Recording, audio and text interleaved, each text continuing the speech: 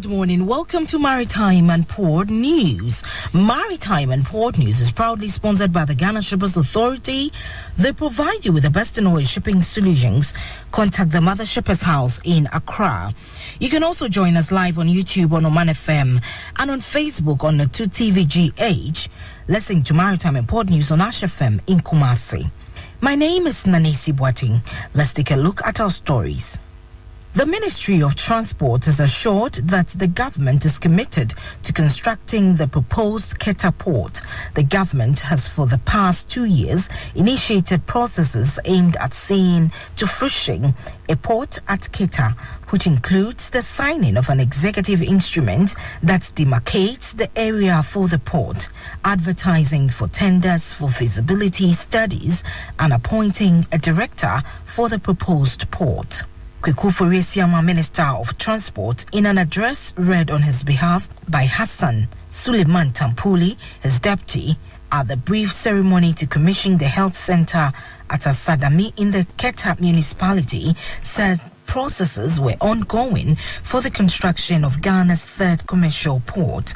The health center and additional community infrastructure like pavement of Keta Market, a school block, ongoing construction of 12-seater toilet facility at Ajido, and rehabilitation of Keta Market formed part of the overall scope of Beach London site and Port for Keta project being implemented under government's flagship program, Coastal Fish London site and Fishing Port Facilities project. Mr. Siama said the processes to decide on an investor for the project were ongoing and appealed for support of all stakeholders, especially the traditional authorities in the area, to ensure a smooth process. Countries are advised to pause or slow use of edible oil as biofuel to ensure an adequate supply of use in food. Malaysian Palm Oil Group has warned of a supply crisis following an Indonesian ban on palm oil export. Indonesia, the world's top producer and exporter of edible oil, sent shockwaves through the market on Friday when it announced it would impose a ban from April 28th. Global edible oil supplies were already choked by adverse weather and Russian invasion of Ukraine. And now global consumers have no option but to pay top dollar for supplies. Disruption from conflict has exacerbated price rises in food commodities, which were already running at 10-year highs in the Food and Agriculture Organization's index, threatening a jump in global malnourishment. Palm oil, the most widely used edible oil, is also used as biodiesel feedstock.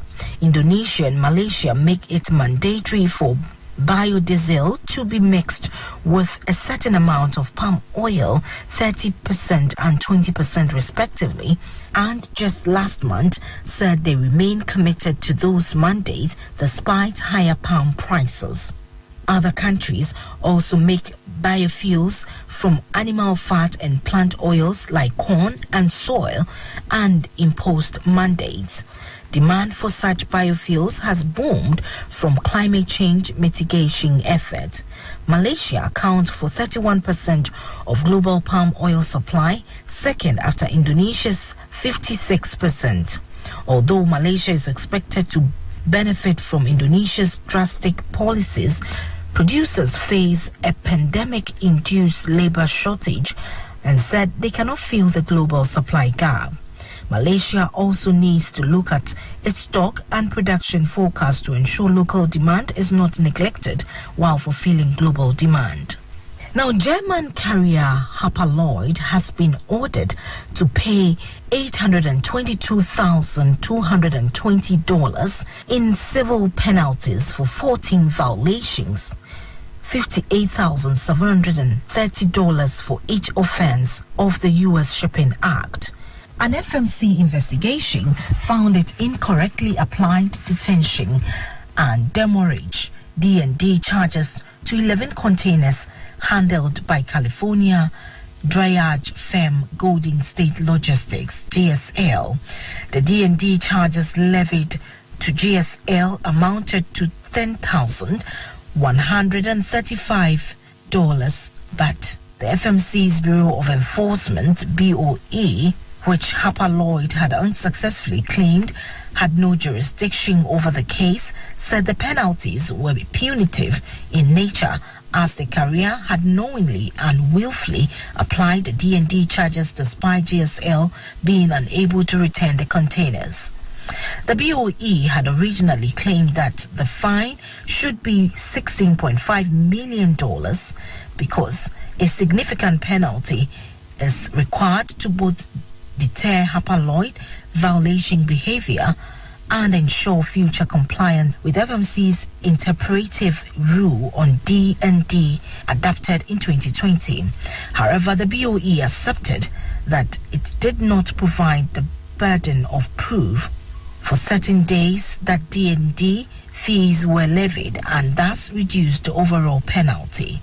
The case also established the charges were knowingly and willfully applied erroneously, as Harper Lloyd was well aware of FMC's interpretive rule but applied them nonetheless.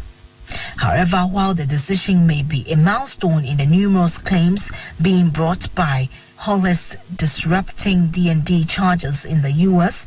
with container shipping line, an attempt by another Dryad operator, Orange Avenue Express, which is also claiming Harper Lloyd applied unfair D&D charges to intervene on the case, was dismissed. This suggests that each further case will have to be decided on the individual circumstances. Now, finally, port congestion in China is prompting more vessels to refuel at the country's port as the worsening COVID-19 outbreak forces the configuration of shipping route.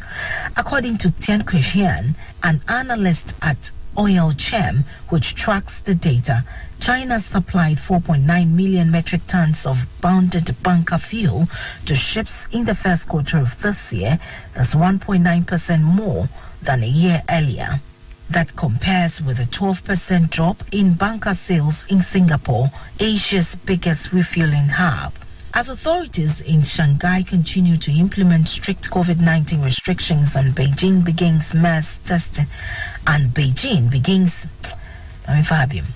As authorities in Shanghai continues to implement strict COVID-19 restrictions and Beijing begins mass testing of the virus, hundreds of ships carrying everything from bulk commodities to container boxes are waiting off the country's east coast. The gridlock has ships burning fuel as the ideal in the water, making them more likely to refuel in Guangzhou or Shushan instead of Singapore. The Maritime and Port Authority of Singapore says ships aren't avoiding its port to carry out major pit stops for crew and fuel. However, unexpected congestion at global port along with skyrocketing crude oil prices may have reduced the amount of fuel ships are purchasing in Singapore. On this note, to wrap up this morning's edition of Maritime and Port News, proudly sponsored by the Ghana Shippers Authority, they provide you the best in oil shipping solutions. You can contact them at the Shippers House in Accra. My name is Nanisi Batima, producer Kwikwa Boji. Have a great day. Go. Wake up to a fresh morning. National Agenda, your number one morning show. Like woman and also majority no eye woman wako election back one and mienu da. Enti say who call into the election, you know what to do. Don't wait. Look, we are in 1992 MP